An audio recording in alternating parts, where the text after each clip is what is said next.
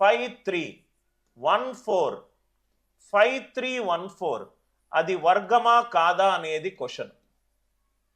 Is 5314 a perfect square?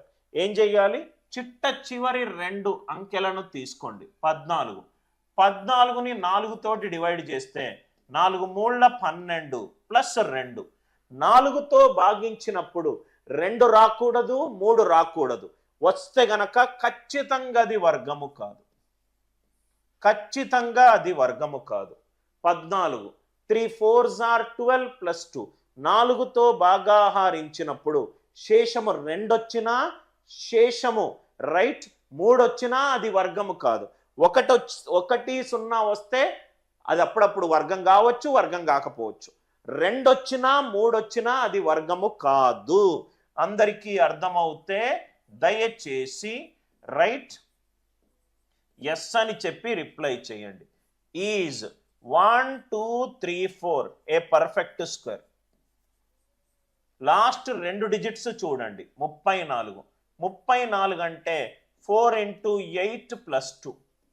4తో భాగాహారించినప్పుడు శేషము 2 కానీ శేషము 3 కానీ వస్తే అది రైట్ వర్గము కాదు. అందరికీ అర్థమవుతే ఎస్ అని చెప్పి రిప్లై చేయండి.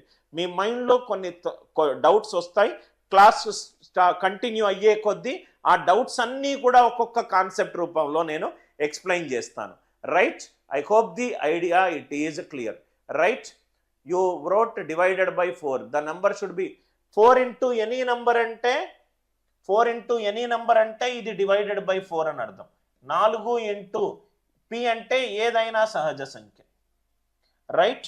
ఇక్కడ మీరు డివైడెడ్ తీసేసినా పర్లేదు. Divided 4 into p 4 into any number అంటే 4 తోటి డివైడ్ అవుతుంది అని అర్థం.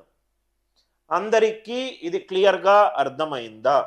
రైట్? అర్థమవుతే ముందులాగా స్టాండర్డ్ లేదు. దయచేసి ఎప్పుడో చేసిన 6 ఏళ్ళ 8 ఏళ్ల క్రితము మీరు డిస్కస్ చేసిన ప్రాబ్లంలు ఇంకా మీరు ఆన్లైన్లో వాళ్ళకు మీరు వీడియోలు చూస్తూనే ఉంటే మీరు అనవసరంగా టైం వేస్ట్ చేసుకుంటున్నారు.